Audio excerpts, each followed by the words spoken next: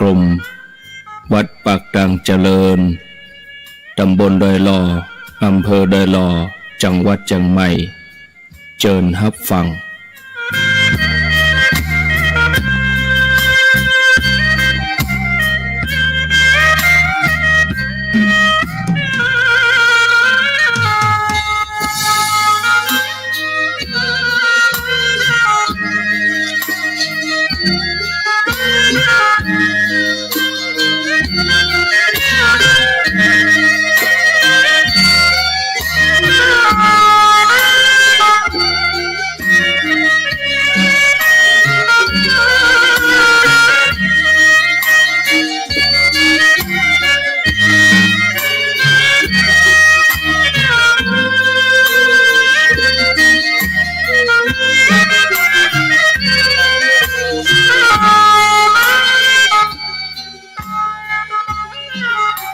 ขอนอบน้อมเอาคุณพระแก้วเจ้าดังสามประการอันมีพระพุทธพระธรรมพระสงฆ์คุณพ่อคุณแม่คุณครูบาอาจารย์คุณศีลธรรมกรรมฐานจงมาปกห่มรักษาครูบาอาจารย์พระเจ้าประสงค์ทุกรูปปกห่มรักษาบ่ออกไม่ออกศรัทธาท่านสาธุชนคนดีผู้สนใจใฝ่ในธรรมทุกท่านขอถวายความเคารพแสดงความนับถือพระมหาเถระพระเถรานุเถระเจ้าคณะพระสังฆาธิการครูบาอาจารย์เจ้าที่เปิดวิทยุฟังอยู่ที่วัดติวาเวลานี้เจริญพรศรัทธาญาติโยมท่านสาธุชนคนดีผู้สนใจใฝ่ในธรรมทุกท่านธรรมะสวัสดีสวัสดีเมื่อค่ำยามแลงมาปะกันแล้วเนอมาปะกันแล้วมาแล้วมาแล้วมาปะกันในรายการสาระธรรมยามแลงรายการสาระธรรมยามแลงมาปะกันในวันนี้เป็นวันพุธที่1 เดือนมิถุนายนพุทธศักราช2565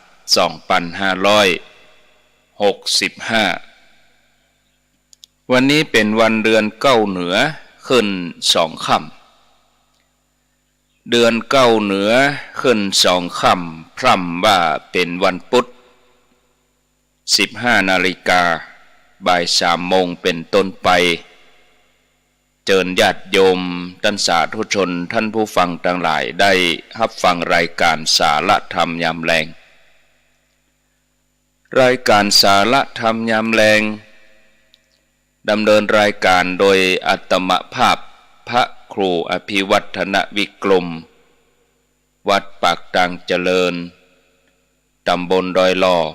อำเภอดอยหล่อจังหวัดเชียงใหม่เป็นผู้รับผิดชอบดำเนินรายการตามปกติแล้วเป็นประจำทุกวันพุธนั้นอาตมาภาพจะได้เข้ารายการร่วมกันกับท่านพระครูสุเมธธรรมเสวีเจ้าอาวาสวัดปากดังสามัคคีม่อนฤาษีแต่เนื่องจากช่วงนี้เป็นเวลาประมาณเดือนครึ่งท่านพระครูสุเมธธรรมเสวีท่านไปปฏิบัติศาสนกิจที่ประเทศอเมริกาไปจัดงานปริวาสที่อเมริกาก่อนเข้าพรรษาถึงจะปิกมาแล้วก็ในช่วงเข้าพรรษาก็ได้เข้ารายการเหมือนเดิมปกติช่วงเดือนนี้ญาติโยมก็จะอยู่กับอาตมาเป็นเวลา2 ชั่วโมงอยู่ด้วยกัน 3 วันพุธพฤหัสศุกร์3 วันวันพุธวันพฤหัสวันศุกร์เวลาบ่าย 3จนถึงเวลา 5 โมงแลงต้องขอขอบคุณอนุโมทนาบุญกับสถานีวิทยุทุกแห่งที่เปิ่นได้รับสัญญาณนำรายการนี้ไปสู่ผู้ฟังทางบ้านบ่ว่าไกลว่าใกล้ท่านผู้ฟังที่เข้ามาตั้งระบบ Facebook ออนไลน์หลายผู้หลายท่านอยู่ไกลอยู่ใกล้ก็ยังติดตามรับฟังกันอยู่ก็ต้องขออนุโมทนาบุญตวยบางท่านก็อยู่ต่างอำเภออยู่ต่างจังหวัดไหลมาจับเลื่อนมาจับก็ได้ยินได้ฟังกันสำหรับสถานีวิทยุนั้นในเวลานี้ก็คงจะมี2 คลื่น 89.50 บ้านทุ่งเรดิโอโดยป้อดมป้าเทียมวันพุทธวงศ์บ้านทุ่งเรดิโอรับสัญญาณจันทร์ถึงศุกร์เวลาบ่าย 3จนถึงเวลา 5 โมงแลงทุกวันจันทร์ถึงศุกร์แล้วก็ถ้าเป็นวันเสาร์วันอาทิตย์นี่ก็เมื่อแรง6 โมงแรงถึง 2 ทุ่มช่วงที่อาตมาเข้ารายการ 98.75 คลื่นธรรมะของชุมชนวัดห้วยตองซักอันนี้ก็ออกอากาศตามปกติตี 3จนถึงเที่ยงคืนวันนี้ตังแม่แจ่มนี่บ่ได้ยินเนาะพอแล้วนี่สัญญาณดับไปแต่กี้นี่ไฟฟ้าดับญาติโยมที่ปักตังเจริญดับประมาณครึ่งชั่วโมงไฟฟ้าดับก็นึกว่าโอ้บ่ได้จัดรายการเนี่ยก้าอีน่ะถ้าว่า2 โมงครึ่ง2 โมง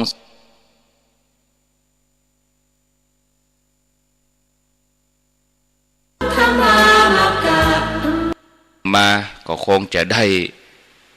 นิมนต์ท่านชัยวัฒน์หรือว่าตุลุงยองเปิ้นจัดแทน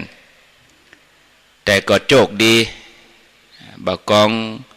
3 โมงใกล้3 โมง2 โมงครึ่งไฟฟ้ามาพอดีเพื่อไฟมาก็โอ้ดีใจจะได้อู้ได้จากกับศรัทธาญาติโยมหลังจากที่ห่างหายไปหลายวันในช่วงเวลาเมื่อแรงอย่างนี้ก็ด้วยภารกิจหน้าที่เนาะศรัทธาญาติโยมบางครั้งบางทีก็ช่วงเวลาที่ตรงกันก็จำเป็นต้องมีการได้ปลีกเวลาในช่วงเดือนมิถุนายนนี่ก็ช่วงกลางเดือนปุ้นนี่ก็ในระหว่างวันที่14 15 16นี่อาจจะบ่ได้อยู่กับญาติโยมอย่างเต็มที่มาพอกำหนดเวลาแล้วนะส่วนใหญ่ก็บ่าย 2 โมงปลายเริ่มพิธีเนี่ยก็มาตรงกับเวลาที่จัดรายการก็ยังใดก็บ่ดี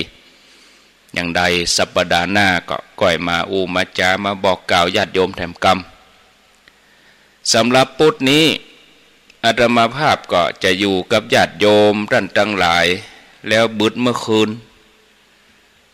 นบึดวันพุธต้นเดือนก็จะเป็นท่านอาจารย์ไมตรีเข้าเวสโกวัดพระพุทธบาทตากผ้าในวันพุธที่2ที่3ก็เป็นท่านเจ้าคุณสุวรรณเมธีพุธที่4ที่5ก็อาตมาภาพมาเข้ารายการญาติโยมทั้งหลายก็ถือว่าโชคดีในเดือนมิถุนายนนี่มีวันพุธอยู่5 วันกันพอปฏิทินนี่นะวันนี้วันที่1วันพุธที่1สัปดาห์หน้าก็วันพุธที่8แห่มกรรมก็วันพุธที่15กลางเดือนมิถุนาแห่มกรรมก็พุธที่22แล้วก็พุธที่29เป็นว่าเดือนมิถุนายนนี่มีอยู่5พุธด้วยกันญาติโยมก็จะได้ยินได้ฟังกันอย่างต่อเนื่องเนาะเมื่อมาปะกันแล้วบังเอิญได้ขาดแคลวเสียเวลานำเสนอสาระธรรมะให้กับศรัทธาญาติโยมทั้งหลายได้ฟังหลายท่าน มาฟังในช่วงเวลานี้ก็อาจจะแปลกหูไปพ้องเนื่องจากว่าสุ่มเสียงอาตมานั้นเปลี่ยนไป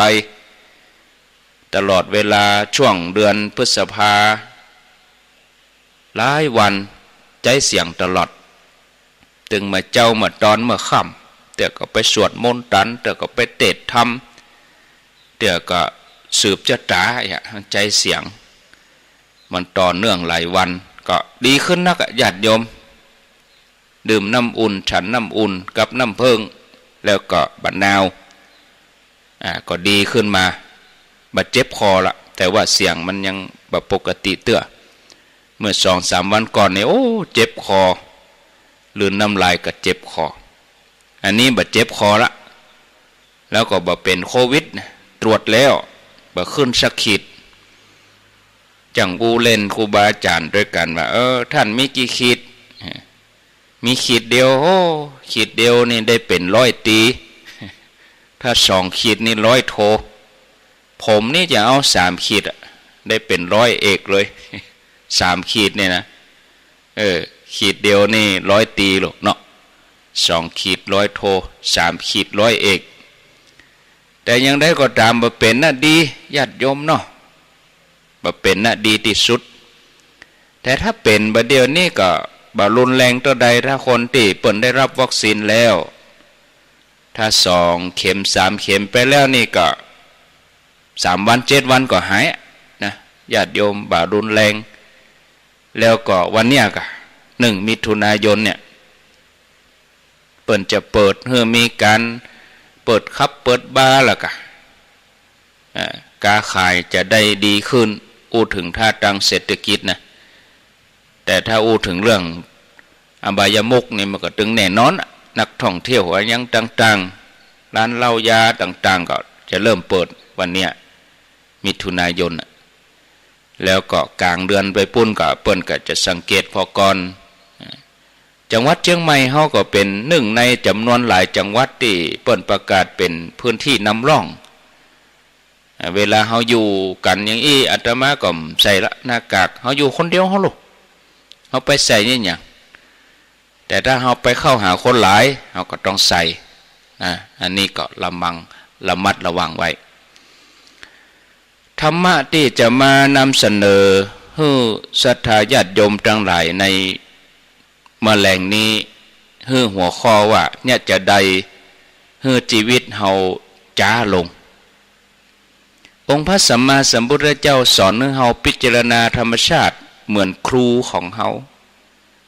พิจารณาธรรมชาติเหมือนครูยกตัวอย่างให้ไปอย่างเบาเหมือนกำนกที่มีเพียงปีก2 ข้างนกมีปีก2 ข้างก็สามารถไปไหนมาไหนได้อย่างอิสระอันนี้เปิ้นสอนพระเปิ้นสอนให้เฮามีภาระน้อยมีสัมภาระน้อยบ่ต้องแบกอันหยังนักถ้าอันใดมันหนักมันก็บินบ่ได้บินยากมันหนักต้องทำตัวให้เบาโดยอิสระพ่อแม่ศรัทธาญาติโยมทั้งหลายเฮาพอสังเกตธรรมชาตินี่จะสอนเฮาหลายอย่างต้นไม้เวลาเฮาทั้งหลายเตียวกลางแดดเฮาเคยสงสัยพ่องก่อเฮาเตียวมอกชั่วโมง2 ชั่วโมงเฮาก็อิดก็เหนื่อยแต่ต้นไม้ที่มันเขียวตลอดขนาดว่ามันอยู่กลางแดดถ้ามันบ่ได้แดดมันก็ตายนะต้นไม้ต้นอย่างนี้ต้องได้รับแสงแดดต้นไม้ใหญ่ๆอย่างหน้าวัดอาตมาต้นสำชาต้นใหญ่กลางวัดนี่มีต้นไทรย้อยแล้วก็หน้าพระธาตุนี่มีต้นสลีหรือว่าไม้สลีไม้โพเนี่ยต้นใหญ่แผ่กิ่งก้านไปกว้างอันนี้ได้รับแสงแดดเต็มเป็นจะได้ใบมันยังเขียวนะมีต้นไม้บางต้นก็บอบบางแต่เขียวไปบอปอก็มีดอกงามนี่เนาะ ออกดอกมางามสีสันสวยงามญาติโยมท่านสาธุชนทั้งหลายเวลาเฮาเตียวไปสวนเฮาไปไหนเวลาเฮาเดินเท้าเปล่าเฮาเตียวไปแต่หมู่บ้านเฮาอย่างใดก็ตามรอบบ้านเฮาไปตามตรงตามยังญาติโยมทั้งหลายเนี่ยเฮาจังหันว่าแต่ละพื้นที่ที่เฮาไปหรือบางอันบ้านเฮาก็จังเด้อเวลาเฮาบ่ได้ทำความสะอาดหรือว่าเฮาลืมเนี่ยเฮาออกจากบ้านเฮาไปหลายวัน2 วัน 3 วันก็ฝุ่นมันจะจับเต็มหมู่โต๊ะเต็มหมู่เครื่องของใช้ฝุ่นมันหนาขึ้นแล้วบางทีญาติโยมทั้งหลายในถนนที่เป็นลูกลังที่เป็นฝุ่นมันก็จะไปเกาะติดที่ใบไม้หนาตอนนั้นนี่เป็นเวลาเมื่อวัน2 ข้างทางก็มีกัญญาเข้าสู่ฤดูแล้งมันก็แห้งแล้งก็บางทีเฮาเตียวไปก็รู้สึกว่าห่อเหี่ยวทีนี้เฮาเตียวไปก็มาถึงจุดหนึ่งระหว่างที่มันเป็นห้อมห้วยศรัทธาญาติโยมก็หั่นใส่ต้นไม้บางต้นนี่แดงออกดอกงามนี่ก็รู้สึกว่าโอ้เหมือนจะเกิดขึ้นในใจของเฮานี่จิตใจของเฮานี่เบิกบานศรัทธาญาติโยมเฮาเกิดกำลังใจขึ้นมาว่าโอ้ขนาดต้นไม้น้อยๆต้นหญ้าน้อยๆก็ยังสามารถสอดแทรกบนแผ่นหินสู้แสงแดดเนี่ย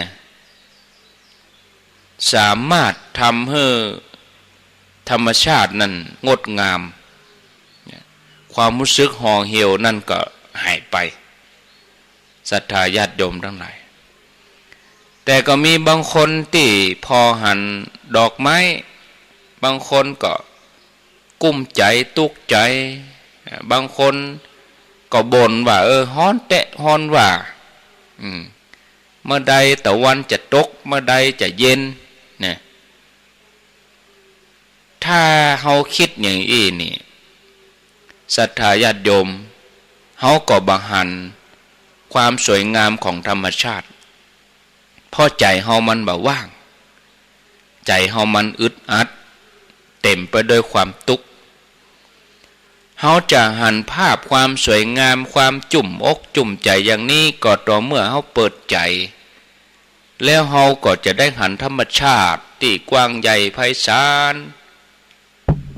เฮาจะหันความจริงที่ธรรมชาติสอนแล้วก็เปิ้นแสดงให้เฮาได้หัน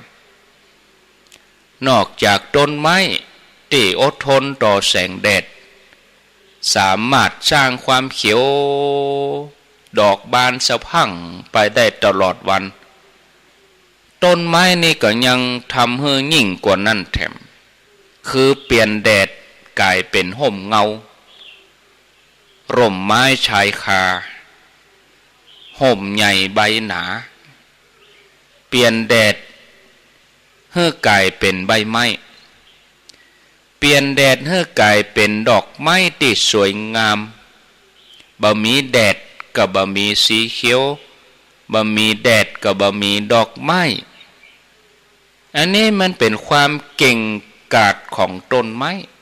เป็นความเก่งกาจเป็นความฉลาดของธรรมชาตินะในวงจรวัฏสงสารในวงจรชีวิตนี่ในสิ่งแวดล้อมเอาจังหันความเป็นมหัศจรรย์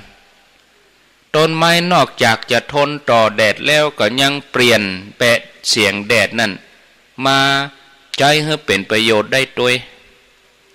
หมู่เฮาก็ได้รับประโยชน์จากความสามารถของต้นไม้เปลี่ยนจากก๊าซเสียมาเป็นก๊าซบริสุทธิ์เป็นออกซิเจนให้เฮาได้หายใจโล่งสังเกตเถอะญาติโยมเมื่อวันเวลาเฮาหลบแดดเฮาไปอยู่ปื้นเก้าไม้นี่มันอย่ามาหายใจโล่งดีเนาะโอ้สูดได้เต็มปอด หายใจโล่งดีนี่ญาติโยมเนาะได้รับประโยชน์จากความสามารถของต้นไม้ถ้าต้นไม้บ่มีความสามารถที่จะเปลี่ยนแดดร้อนกลายเป็นห่มเงาที่เย็นกลายเป็นดอกไม้ที่สวยงามหรือว่าเป็นหน่วยเป็นผลที่หอมหวานเฮาก็คงจะบ่สามารถจะอยู่รอดมาจนถึงบัดเดี๋ยวนี้น่ะธรรมชาติสอนเฮานักคือว่าสอนเรื่องความเสียสละเพราะว่าธรรมชาติโดยต้นไม้นี่สอนว่ายอมทนแสงแดดเพื่อให้ห่มเงาแก่เฮาให้ห่มเงาแก่สัตว์เล็กสัตว์น้อยนกหนูได้อยู่อาศัยสัตว์ตัวเล็กตัวน้อยได้อยู่ได้อาศัยเฮาจะพอว่าธรรมชาตินี่ฉลาดนะเปลี่ยนให้กลายเป็นดีก็แดดฮ้อนแต่ฮ้อนว่าเฮาลองตากแดดพอฮ้อนเฮาลองลบไปอยู่ปื้นก็ไม่เย็นเปลี่ยนฮ้อนเป็นเย็นท่านผู้ฟังญาติโยมคนเฮาถ้าฮู้จักเปลี่ยนทุกข์กลายเป็นสุขเปลี่ยนอุปสรรคเป็นกำลังใจก็คงจะดีบ่น้อยเนาะเฮาก็บ่ด้อยไปกว่าต้นไม้เปลี่ยนทุกข์ให้เป็นสุขให้ได้เปลี่ยนเคราะห์กลายเป็นโชคบ่ใจเพียงใบเต่าอันนะที่ทำอย่างนี้ได้นะหากก็ดีต้นมันก็ดีก็ทำได้เหมือนกันเฮาเอาขยะเอาวัชพืชเอามูลสัตว์ขี้งัวขี้ควายเอาจ่งลงปื้นเก้าไม้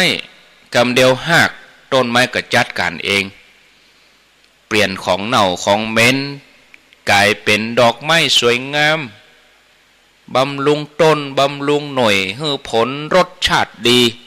ได้ปุ๋ยอินทรีย์ปุ๋ยธรรมชาติญาติโยมทั้งหลายหมู่เฮาเคยไปเมืองจีนก็ถ้าเคยไปก็ลองจินตนาการแล้วก็โดยอาตมาจะปาเอวเมืองจีน หรือมาอ่านก็พอสารคดีหรือว่าประเด็นนี้เปิ้นมี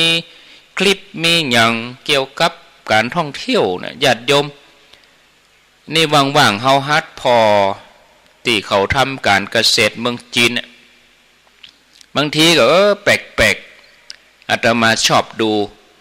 แนวธรรมชาติที่เขาไปทำการเกษตรที่เมืองจีนวิวัฒนาการด้านการเกษตรปุ๋ยที่เอามาแปลงส่วนแปลงอย่างจนได้พักงามๆผลไม้แก่นใหญ่ๆล้วนมาจากปฏิกูลขอโทษเนอะปฏิกูลก็คืออุจจาระนะมาจากของปฏิกูลทั้งนั้นเปิ้นเอาสีดเลยใส่รถอย่างรถดับเพลิงนี่สีดหดไปเลยที่เมืองจีนนี่นะใครที่เคยไปหรือว่าเคยได้หันสารคดีการท่องเที่ยวส้วมของเมืองจีนเนี่ยมีเอกลักษณ์บ่เหมือนไผคือบ่มีประตูบ่มีประตูมีก็ฝาขั้นเป็นห้องเป็นช่องเป็นห้องเป็นห้องเวลาที่เฮาไปนักไปเบาเนี่ยก็หันหน้ากันนะ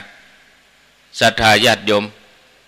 ส่วนของเสียเนี่ยก็หล่นลงไปในรางป่นต่อรางหรอต่อรางเข้าไปแล้วก็เวลามันไหลลงไปมันก็ตกในหลุมเจ้าบ้านเพิ่นก็เก็บกวาดเอาของเสียเหล่านั้นมาเป็นปุ๋ยเอาไปใส่สวนผักสวนผลไม้ผักนี่มันชอบเนี่ยอันนี้คือความสามารถของต้นไม้ตึงใบตึงหากสามารถเปลี่ยนขยะเปลี่ยนของปฏิกูลกลายเป็นของดีเนี่ยอย่างที่ปุ๋ยธรรมชาตินี่คนก็ชอบซื้อออร์แกนิกปุ๋ยธรรมชาติบ่ใจว่าจะใส่สารแห้งบ่ใจว่าใส่ปุ๋ยเคมีปุ๋ยอินทรีย์เนี่ยโอ้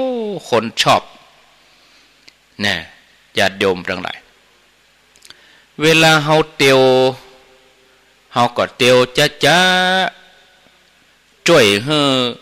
ชีวิตเฮาแห่งหีบน้อยลง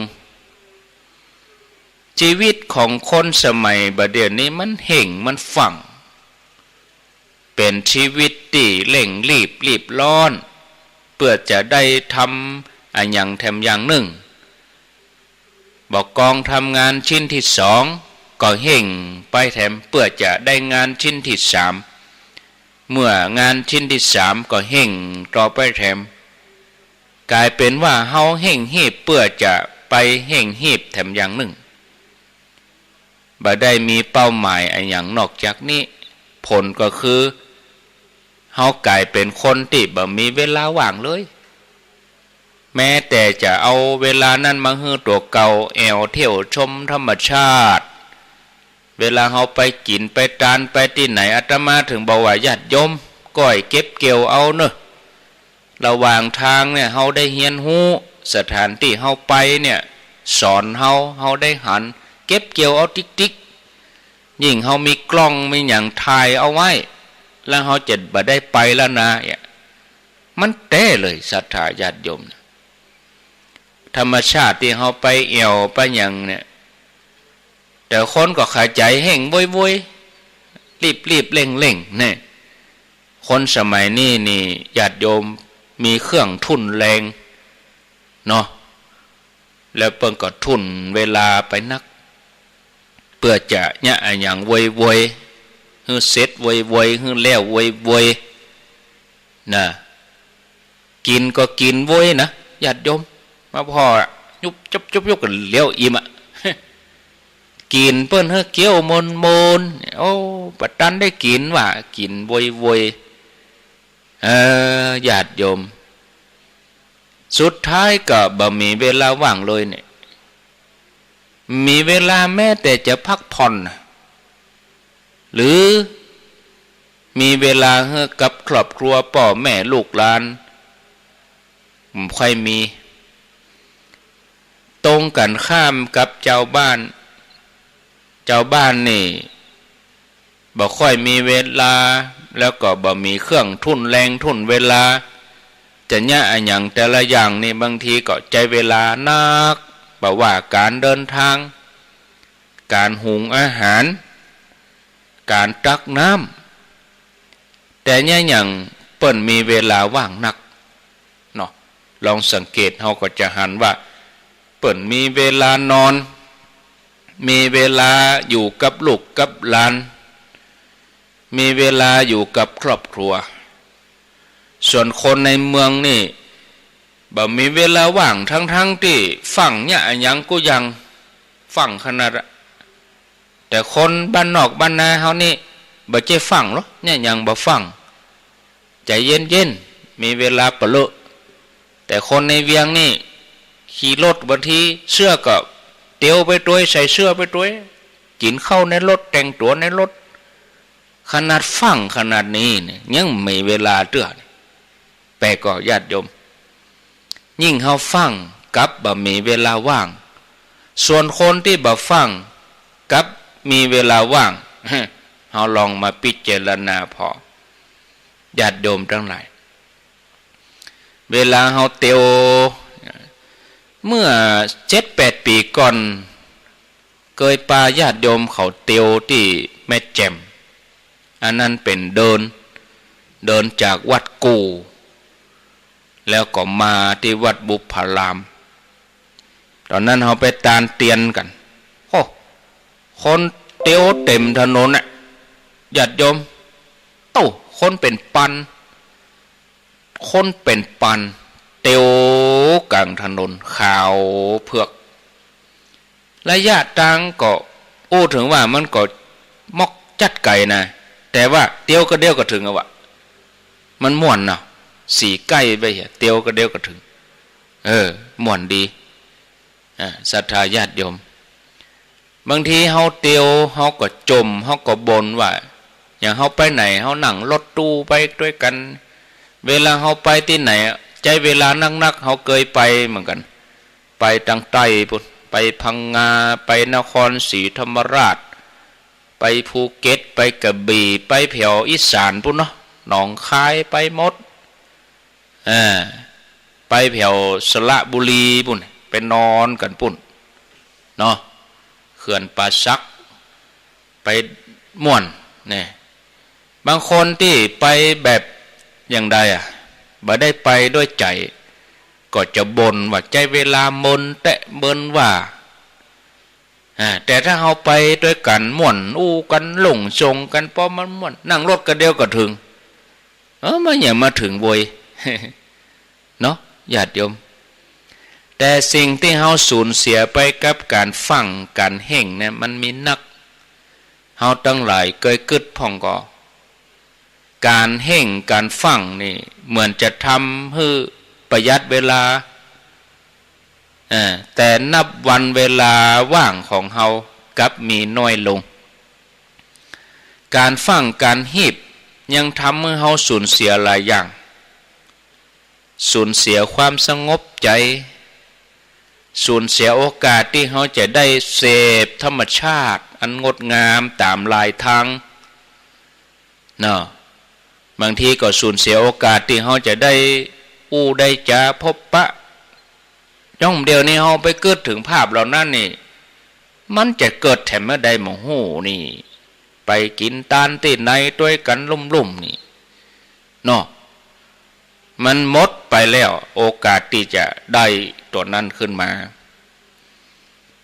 ศรัทธาญาติโยมคนเฮาบัดเดี๋ยวนี้จะไปไหนก็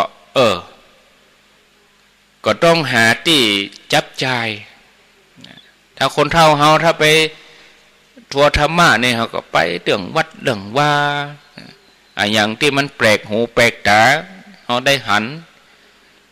มันก็เป็นภาพความประทับใจแต่คนหนุ่มเขาก็กึดไปทำอย่างเวลาไปแอวเขาฮู้จักกะสถานที่ช้อปปิ้ง จับจ่ายที่กินที่แอวแต่ว่าเฮาบ่ฮู้จักกับวิถีของคนในท้องถิ่นนั่นเนี่ยศรัทธาญาติโยมท่านสาธุชนเวลาเฮาไปแอวที่ไหนเฮาก็บางทีมักจะอยู่กับในห้องในโรงแรมนะออกจากโรงแรมก็ไปขึ้นรถก็ลงรถแอวเสร็จก็ปิกมาพักโรงแรมนะถ่ายรูปบอกให้เปื่อนว่าไปตีหันตีนี่ถ่ายแป๊บเดียวละถ่ายส่งให้เปื่อนถ่ายส่งให้โดยที่บ่ได้คิดว่ามันเป็นความสุขของตัวเก่าสังเกตพอนะไปที่ไหนเฮาไม่ได้คิดถึงว่าเฮาจะต้องดื่มด่ำกับความที่เฮาเสียสละมาเต็มที่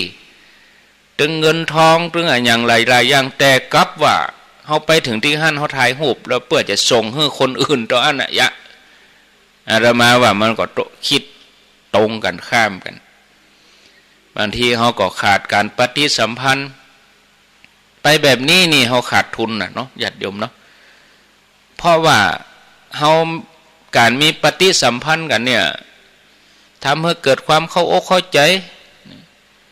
เวลาครูบาอาจารย์ไปที่ไหนไปกินตานที่ไหนไปเจอกันกลุ่มเคลื่อนสีขาวคนเฒ่าคนแก่ครูบาอาจารย์ตุเจ้าทั้งหลายไปด้วยกันมันเกิดการปฏิสัมพันธ์ทำให้เกิดความเข้าอกเข้าใจกันรวมจนถึงการได้ซับซึ้งในน้ำใจของคนนะญาติโยมทั้งหลายแล้วก็เวลาเฮาไปที่ไหนเปิ่นต้อนรับเฮาดีอย่างที่เฮาไปสระบุรีเปิ่นต้อนรับเฮาดีคนเมืองเหมือนกันเนี่ยอู้กันก็ทำให้เฮาได้หันน้ำใจของคนทั้งหลายนะอย่างที่เฮาไปกินไปทานที่ไหนญาติโยมก็เคยไปผ่านมาบางครั้งบางทีก็อาจจะห้องว่าเอาปากเอาต้องไปฝากกับคนอื่นเหมือนกันนะกับคนที่เปิ้นมีน้ำใจกับเฮาคนที่นั่งรถคนที่เนี่ยอย่างบวยๆเพื่อจะไปถึงจุดหมายบวยๆบางครั้งบางทีอย่าง การนั่งรถกับการขึ้นเครื่องบินมันก็ต่างกันเนาะแต่ถ้าไปต่างประเทศเนี่ยมันต้องขึ้นเครื่องบินแน่นอนแต่ว่าถ้าระยะมอกปล่อยให้บดีเนี่ยนั่งรถมันได้อย่างหลายอย่างแต่เขานั่งเครื่องบินแป๊บเดียวถึงเขาจะมีโอกาสได้สัมผัสกับน้ำใจอย่างนี้ประสบการณ์แบบนี้เนี่ยมันเป็นสิ่งที่มีค่ามันจะติดตาตรึงใจเขานะญาติโยมการได้หันสถานที่แปลกๆส่วนใหญ่ก็บางทีก็ประทับใจก็เก็บภาพไว้บางทีอาจจะถ่ายภาพถ่ายรูปไว้หลายร้อยรูปบางครั้งบางทีไปครั้งเดียวอาจจะไม่ได้ปิกไปเต็มเลยเอามาพอวัน2 วันหรือเอามาทบทวนพอบางครั้งบางทีก็อาจจะลืมไปแต่สิ่งที่ประทับอยู่ในใจของเขาทั้งหลายนั่นคือความเมตตาของคนร่วมเดินทางด้วยกันความหันอกหันใจกันความลำบากตรากตรำความสับซึ้งน้ำใจเวลาประสบกับความยากลำบากเนี่ยไผ่ที่อาสาช่วยเขาจะจำเขาได้บ่ลืมเนี่ยศรัทธาญาติโยมถึงวันนี้อาตมาก็ยังกึดถึงอยู่นะที่ไปกินไปทานศรัทธาญาติโยมไปที่ไหนด้วยกันลุ่มๆตัวกันเป็นเส้นนุ่งชุดขาวยาถึงเวลาสวดมนต์เวลาฟังธรรมะก็ฟังธรรมะแต่เวลาเขาอยู่บ้านเนี่ยเขาจะบ่มีความรู้สึกอย่างอี้นะเนาะเพราะเวลาเขาอยู่บ้านเนี่ยเขาจะรู้สึกว่าเขาก็มีกุยางบ้านเขาก็มีอันอย่างก็เรียบร้อยเลิศหรูทีวีเขาก็มีพอแอร์เขาก็มีเย็นสบายจะกินอันอย่างก็สบายเขารู้สึกว่าเขาเป็นคนสำคัญกุยางอยู่ในอำนาจของเขาแต่บอกกองเขาออกจากบ้านเนาะเขาออกจากบ้านเขาไปร่วมงานเขาไปร่วมกิจกรรมกับคนหมู่มากตัวเขาจะเริ่มน้อยลงเพราะเขาบ่ใจเจ้าของบ้านเขาใจเจ้าบ้านนะยิ่งถ้าเขาตะกำลำบากคนที่เคยเดินทางไปต่างประเทศเดินทางไปต่างจังหวัดที่มีไผมาบริการบ่มีไผมาเอาใจเขาจะรู้สึกว่าตัวเขาน้อยลงนะอันนั้นคือธรรมะเขาจะได้ปะน้ำใจกับคนเนี่ยถ้าเขาไปจ้าเขาจะได้เรียนรู้จากคนได้มีโอกาสอู้จ้าประสบการณ์โมนี่ทำให้เขาเข้าใจกันนักขึ้นถึงแม้จะต่างจังหวัดต่างตำบลต่างอำเภอก็จังเถอะญาติโยมทั้งหลายการเดินทางก็เลยมีหลายมิติการท่องเที่ยวบางคนก็อาจจะยังฝรั่งนี่เขาชอบเดินเอามาพอตั้งตัวเมืองเชียงใหม่เขาเดินจากวัดพระสิงห์ไปวัดเจดีย์หลวงเดินจากวัดพระสิงห์ไปวัดสวนดอกเขาเดินนั่นน่ะมาพอนี่เขาได้ดื่มด่ำกับวิถีชีวิตคนเชียงใหม่ระหว่างทาง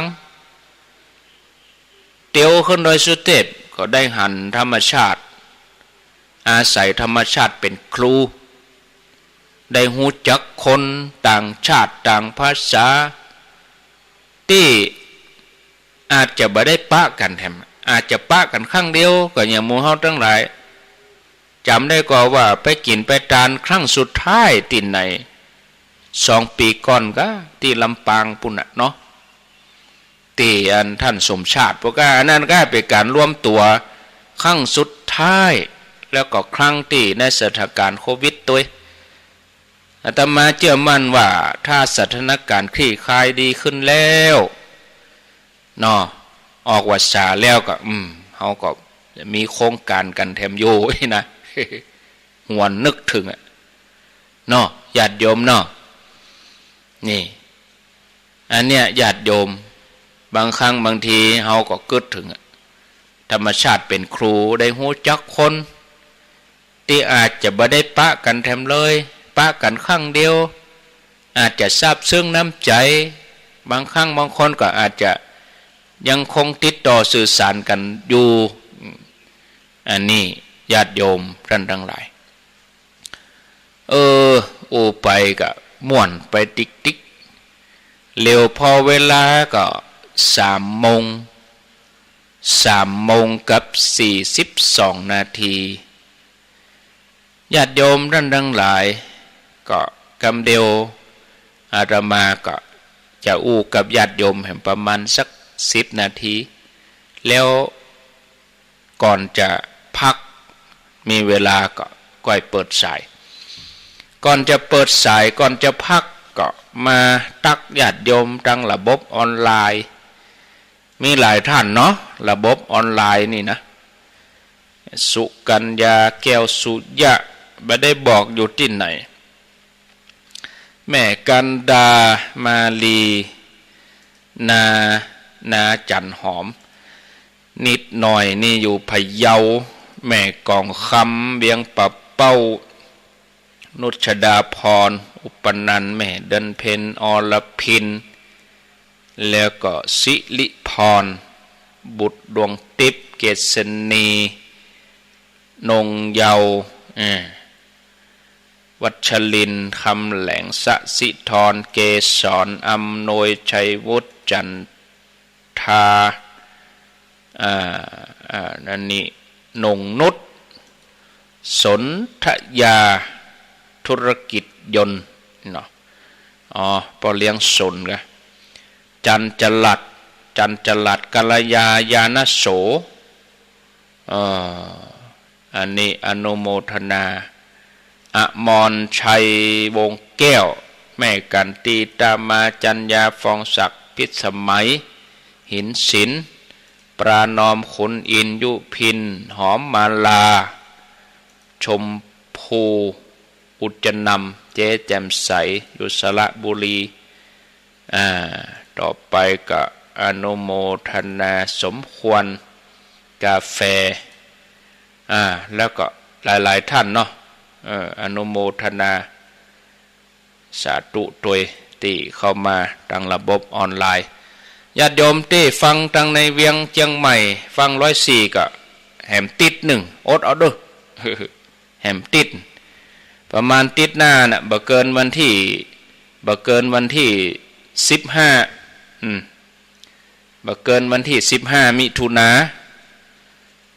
ศรัทธาทางในเวียงก็ได้ยินลืมเอิ้นเป็นเมืองฝางเพื่อจะน้อยใจขอโทษด้วยสถานีเมืองฝาง3สถานีกะ3คลื่นเนาะ3คลื่น3สถานีพี่น้องทางเมืองฝางเทรนเนอร์ 100.25ญาติโยมทั้งหลายมีเหตุการณ์ต่างๆในชีวิตประจำวันที่บ่ถูกใจเฮาที่มันเกิดขึ้นเป็นประจำภัยที่อยู่ในเมืองก็จะต้องปะปัญหารถติดเนาะสังเกตก็ว่าความทุกข์ที่เกิดจากขณะที่รถติดเวลาฝนตกก็รถติดเนาะรถติดเกิดจากอะไรอย่างเป็นความทุกข์ชนิดใดมันบ่ใจทุกข์กายแต่มันทุกข์ใจทั้งที่อยู่ในรถติดแอร์เย็นฉ่ำเปิดเพลงม่วนกินขนมมันมีความทุกข์กายเลยแต่เนี่ยอย่างคนถึงบ่ชอบรถติดอันนั้นเพราะมันเป็นความทุกข์ใจเนาะถ้าสังเกตดีๆเฮาจะพบว่าทุกข์ใจบ่ได้เกิดจากรถติดแต่เกิดจากการบ่ยอมรับรถติดจิตมันก็เลยบ่นมันโวยวายตีโพยตีพายแต่ทันทีทันใดเมื่อเฮายอมรับได้ใจเฮาสงบเนี่ยญาติโยมทั้งหลายเคยเล่าให้ฟังแล้วในช่วงเจ้ามืดก็เอามาเล่าให้ฟังแถมกำในช่วงแมลงอย่างนี้มีพ่อใจคนหนึ่งห้องแท็กซี่เพื่อที่จะไปวัดพระแก้วทำบุญเจ้าวันนั้นรถติดเขาก็โทรศัพท์บอกพี่สาวหลายครั้งว่าจะไปขวายหน่อยนัดกัน9 โมง 10 โมงเพื่อนั่งรถ9 โมง 10 โมงก็ยังอยู่ในรถอยู่เขาก็เริ่มงุดงิดแต่สังเกตหันว่าคนขับแท็กซี่เนี่ยบ่มีอารมณ์ฮ้อนเลยเปิดวิทยุไปป้อกับผิวปากคลอไปด้วยตามเสียงเพลงอย่างมีความสุขเขาก็เลยถามคนขับแท็กซี่ว่าคุณพี่บ่งุดงิดกันเนี่ย เจอรถติดทุกวันคนขับแท็กซี่ก็ตอบว่าผมบ่ฮู้จะงุดหงิดไปเนี่ยหยังครับผมงุดหงิดไปแล้วรถมันก็ติดอย่างเก่านะเขาก็ยังอู้ต่อไปแถมว่าแต่ก่อนเขาก็ทำงานบริษัทตอนหลังมาเบื่อลาออกงานมาขับแท็กซี่อิสระดีที่น่าสนใจคือเขาบอกว่าผมรู้ว่าผมเลือกอาชีพอะไรอย่างและจะต้องปะกับอะไรอย่างถ้าเลือกขับแท็กซี่มองต้องปะรถติดแล้วต้องยอมรับในสถานการณ์รถติดคนขับแท็กซี่บ่งุดหงิดเวลารถติดเพราะเขายอมรับสถานการณ์รถติดได้ส่วนคนที่ทุกข์ใจก็เพราะว่าบ่ยอมรับมันรับบ่ได้เมินในออกบ้านเตื้อแถมบ่พอก็ปรุงแต่งต่อไปถ้าว่ารถติดนักเข้าไปก็ทำงานสายส่งลูกบัดตันตกเครื่องบินก็เลยกระวนกระวายกระสับกระส่ายศรัทธาญาติโยมทั้งหลายบอกว่าจะเจอทุกข์อันอย่างก็ตามถ้าเฮายอมรับบ่ได้ใจเฮาก็เป็นทุกข์นักเป็นทุกข์ยิ่งกว่าความทุกข์อันที่เฮาปะมีโยมคนหนึ่งที่ได้สนทนาน่าสนใจโยมคนนี้นี่ได้สนทนาน่าสนใจว่ามะเร็งบ่ได้ทำให้ยิ้มของเฮาหายไปทุกข์ใจต่างหากที่เป็นตัวทำให้รอยยิ้มหายไปถามว่าทุกข์ใจเพราะอะไรอย่างคำตอบคือยอมรับความจริงบ่ได้สิ่งที่เธออู้นั่นเนี่ยเป็นสัจธรรมนะเธออู้ว่าในขณะที่เฮาเกิดว่าความจริงมันโหดร้ายแต่การบ่ยอมรับความจริงนั่นโหดร้ายยิ่งกว่าเพราะมันเปรียบเหมือนคุกที่ขังใจเฮาไว้โอ้ประโยคตั้งต้นตั้งบนนี่ตัวเธออู้จากประสบการณ์ของตัวเองคือตัวโยมแม่ยิงคนนี้นี่เป็นมะเร็งติดปอดตอนอายุ30อายุ30นี่เปิ้นว่าญาการเหมือนฟ้าผ่าเลยเนาะขณะที่กำลังรุ่งโรจน์ชีวิตกำลังรุ่งโรจน์หมอเองที่แรกก็ยังเชื่อเพราะว่ามะเร็งตัวเนี้ยมักจะเกิดกับคนที่สูงอายุหรือว่าคนที่สูบบุหรี่จัดแต่เธอคนนี้แม่หญิงคนนี้บ่เคยสูบบุหรี่บ่เคยกินเหล้าตอนที่เธอรู้ว่าเธอเป็นมะเร็งเธอรู้สึกทุกข์ใจนะทุกข์กายบ่เท่าใดทุกข์ใจนักเธอเอาแต่คร่ำครวญพิไรลำพันเนี่ยอย่างต้องเป็นเฮาเนี่ยอย่างต้องเป็นเฮาอายุเฮากำลังน้อยอยู่นะเฮากำลังทำงานกำลังรุ่งโรจน์เนี่ยอย่างถึงปอนต่อเป็นมะเร็งตอนนี้บัดน่าจะเกิดกับเฮาเลยเฮาอายุเพียง30 ปีเท่านั้นบอกกองเธอบ่ยอมรับความจริงเธอก็เครียดเมื่อเครียดก็เวียงใส่คนรอบข้างเวียงใส่ปี่ใส่น้องเวียงใส่มดนะตกมาเมื่อลุนก็มาสนใจเรื่องการไหว้พระสวดมนต์เรื่องการปฏิบัติธรรมการเจริญสติเมื่อสังเกตจิตของตัวเองตัวเธอก็พบว่าสาเหตุของความทุกข์ใจนั่นคือการบ่ยอมรับความจริงบ่ยอมรับกับโรคมะเร็งบอกกองเธอรับความจริงรับมันได้ใจสงบถึงแม้ว่าโรคมะเร็งนี้จะลามไปนักแล้วคนเฮามักจะมองข้ามความจริงว่าความทุกข์ที่เกิดขึ้นกับเฮาบ่หายเท่ากับการบ่ยอมรับความทุกข์นั้นสิ่งที่เฮากลัวเฮาเกลียดเฮาจังบ่หายเท่ากับความกลัวความเกลียดสิ่งนั้นเฮาลองพิจารณาพอให้ดีว่าคนที่เป็นปัญหากับเฮายังบ่ทำให้เฮาทุกข์นักเท่ากับความรู้สึกเกลียดชังหรือความโกรธคนนั้นตัวโรคมะเร็งนี่ก็เหมือนกันมันบ่หายเท่ากับความเกลียดความกลัวความบ่ยอมรับความจริงเมื่อเจอเหตุการณ์ให้ หรือว่าสิ่งที่ปรารถนาประการแรกที่เขาควรทำก็คือเขาต้องยอมรับสภาพยอมรับเพราะว่ามันเป็นความจริงที่เกิดขึ้นแล้วเขาไม่สามารถปฏิเสธได้หรือเขาไม่สามารถจะพักใส่ไล่ทรงมันไปที่ไหนเพราะมันอยู่กับตัวเขานี่ประการที่สองก็คือเขาพิจารณาตระหนักว่ายิ่งพักใส่ไล่ทรงต่อใดก็ยิ่งทุกข์ยิ่งเป็นการซ้ำเติมตัวเองอย่างที่คนขับแท็กซี่ว่าผมโมโหจะงุดงิดไปเนี่ยอย่างถึงผมงุดงิดไปรถมันก็ติดอย่างเก่าความงุดงิดทำให้จิตใจฮ้อนส่วนปัญหาคือความทุกข์เก่านั้นมันก็บ่ได้หายไปไหนญาติโยมท่านสาธุชนท่านผู้ฟังทั้งหลายมีคนเปรียบเทียบชีวิตไว้ดีว่าเหมือนกับการเล่นไพ่ก็บอกว่านะมันเล่นไพ่อย่างใดมุนะตมาก็บอกฮู้แต่ว่าเพิ่นเปรียบเทียบไว้อย่างนั้นบางครั้งเขาก็จั่วได้ไพ่บ่ดีทำให้เขาหัวเสียญาติโยมทั้งหลายแต่ป่วยการที่จะจมตีโพยตีพายเนี่ยอย่างเขาถึงได้ไพ่ใบนี้บ่ดีคนที่เล่นไพ่เก่งเปิ้นก็บ่แสดงอาการอย่างยิ้มเนี่ยนะแต่เขาใจปัญญาพยายามหลอกล่อเล่นให้ดีที่สุดบางครั้งเขาก็ชนะทั้งที่ไพ่ในมือเขาเนี่ยมันบ่ดีเลยถ้าเขาตีโพยตีพายหัวเสียปัญญาก็บ่เกิดสู้ตั้งสติให้ดีว่าจะเอาไพ่ที่อยู่ในมือทำให้เกิดประโยชน์จะได้แม่ครัวทั้งหลายซึ่งเวลากำลังจะปรุงอาหารเครื่องครัวบ่ครบบางครั้งบางทีก็หัวเสียได้เหมือนกันบางคนก็บ่นพ่ำเพ้อว่านั่นว่านี่108,900อย่างเครื่องครัวบ่ครบเขาเกิดเพียงแต่ว่าจะเนี่ยอย่างใดปรุงอาหารให้อร่อยที่สุดเต้าที่อุปกรณ์มีอยู่บ่มีจิ้นบ่มีเนื้อมีแต่ผักก็บ่เป็นหยังบ่มีน้ำตาลก็เอาอย่างอื่นแทนไป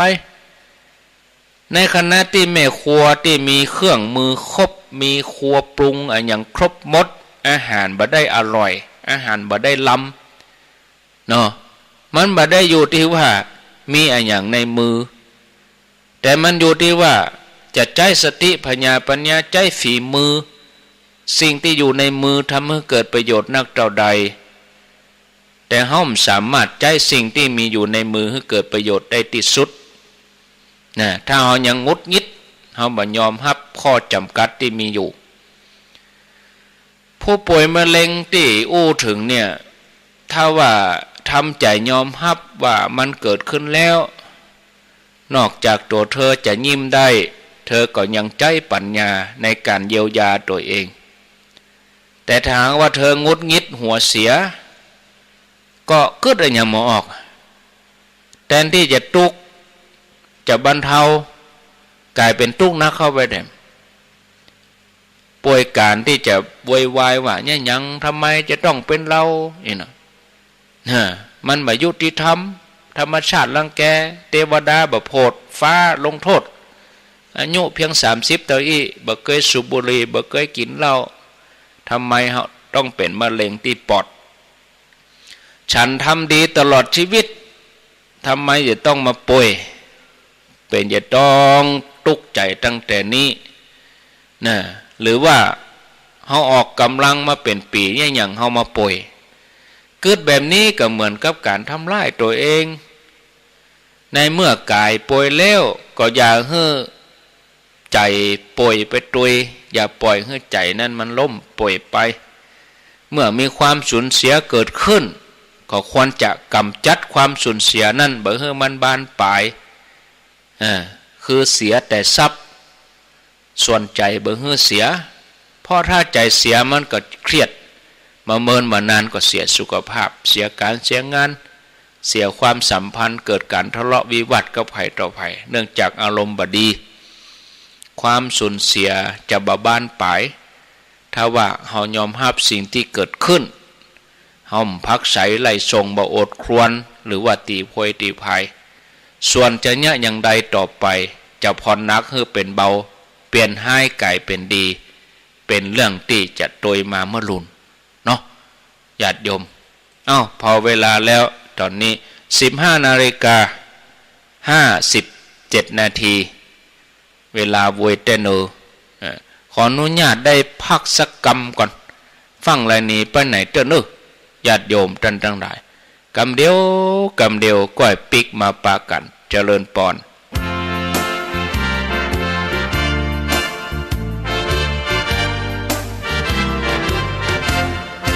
เกิดเป็นคนอย่าเห็นแก่ตนและดีถึงจะมีร่ำรวยสุขสันต์จนหรือมีไม่เป็นที่สำคัญแม้รักกันพึ่งพาอย่าไปตัดไมตรีเกิดมาพึ่งกันผิวพรรณใช่แบ่งศักดิ์ศรีวันนี้เราอยู่คิดดูให้ดีถึงจะจนจะมีอย่าไปสร้างเวรกรรมคืนไปทำชั่วไปอาจต้องใช้กรรมเวรอย่างง่ายโลกหลงเพราะคุณจะเกิดลำเค็ญสร้างบุญพระท่านคุณเห็นร่มเย็นพ้นความกังวลถึงวิบัติขัดสนผลบุญนำให้ศีลธรรมมั่นใจไม่ต้องไปกังวลถึงจะมีจะจนเกิดกุศลบนใจ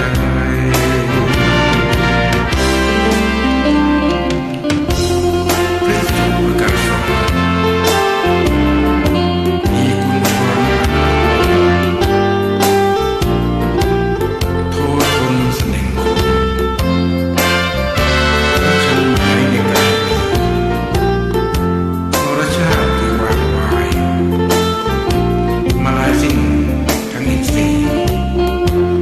สุขทั่วแต่ชั่วดีนำไว้ในโอกาสเกิดเป็นคนอย่าเห็นแก่ตนและดีถึงจะมีร่ำรวยสุขสันต์จนหรือมีไม่เป็นที่สำคัญแม้รักกันพึ่งพาอย่าไปตัดไมตรีเกิดมาพึ่งกันผิวพรรณใช่แบ่งศักดิ์ศรีวันนี้เราอยู่คิดดูให้ดีถึงจะจนจะมีอย่าไปสร้างเวรกรรมคืนไปทำชั่วไปอาจต้องใช้กรรมเวรอย่างง่ายโลกหลงเพราะคนจะเกิดลำเค็ญสร้างบุญรับท่านคงเห็นร่มเย็นพ้นความกังวลถึงวิบัติขัดสนผลบุญนำให้ศีลธรรมมั่นใจไม่ต้องไปกังวลถึงจะมีจะจน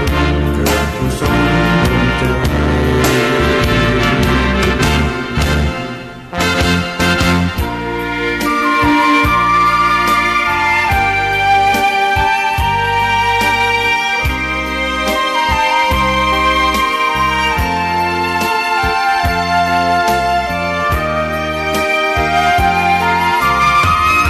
วัดเป็นบุญเขตวิเศษสถาน เหมือนทิพย์วิมานของหมู่ประชา สะอาดรื่นรมด้วยร่มเงาไม้ได้ร่วมศรัทธาสมเป็นศาลาและพักพึ่งใจ เห็นพระประธานเหนือแท่นทำรงเหมือนพุทธองค์นี้อาจอำไพแต่ทำจุนเจือโอบเพื่อรักมองบัดต้องปวงไทย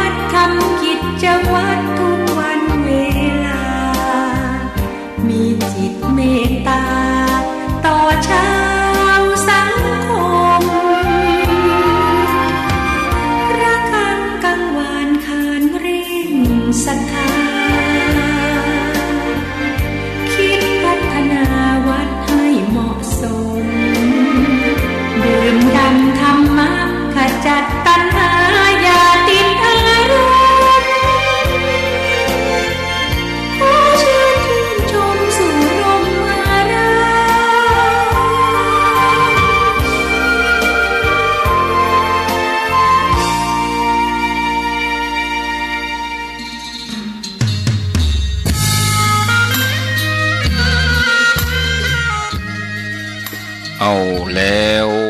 ศรัทธาญาติโยมท่านสาธุชนท่านผู้ฟังทั้งหลายทุกท่านขณะนี้เวลา 16:03 นาทีท่านผู้ฟังกำลังให้เกียรติรับฟังรายการสาระธรรมยามแลงรายการสาระธรรมยามแลงดำเนินรายการโดยอัตมภาพพระครูอภิวัฒนวิกรมวัดปากตังเจริญตำบลดอยหล่ออำเภอดอยหล่อจังหวัดเชียงใหม่อยู่ด้วยกัน2 ชั่วโมงเป็นประจำทุกวันพุธเวลา 15 นาฬิกาจนถึงเวลา 17 นาฬิกาบ่าย 3 โมงถึง 5 โมงแลงทุกวันพุธวันพัดแล้วก็วันศุกร์วันพรุ่งนี้เฮายังจะได้มาพบรายการนี้อยู่วันพัดกับวันศุกร์ตามปกติแล้ววันพุธนี่ญาติโยมจะได้ฟังการสนทนาธรรมถามปัญหาสนทนาธรรมกับท่านพระครูสุเมธธรรมเสวีเจ้าอาวาสวัดปากตังสามัคคีม่อนฤาษีแต่เนื่องจากว่าตลอด1 เดือนมิถุนาไปจนถึงต้นเดือนกรกฎาคมนี้ท่านพระครูเปิ้นไปปฏิบัติศาสนกิจที่ประเทศอเมริกายังสะดวกที่จะมาพบปะศรัทธาญาติโยมเตื้อก็อาตมาก็จะอยู่กับญาติโยมไปจนถึงเวลา 17 นาฬิกาหรือว่า 5 โมงแลงช่วงแรกตะกี้ก็ได้ฟังธรรมะอย่างเต็มที่1 ชั่วโมงช่วงที่2นี่ก็จะขอบรรยายประมาณสักครึ่งชั่วโมงเนาะถ้าบรรยายเต็ม2 ชั่วโมงก็กว่าญาติโยมจะเบื่อจะน่ายจะก้ายเหี่ยก่อนปั่นเวลาให้คนที่เปิ้นตั้งใจจะโทรให้เปิ้นได้โทรมามาจ๋าแจ้งผลการรับฟังสนทนาถามปัญหาก็ได้ในเวลา 16:30 นาทีเป็นต้นไปญาติโยมทั้งหลายบ่มีวันไหนที่เฮาจะว่างเว้นจากความคิดติดตามเฮาไปทุกหนทุกแห่ง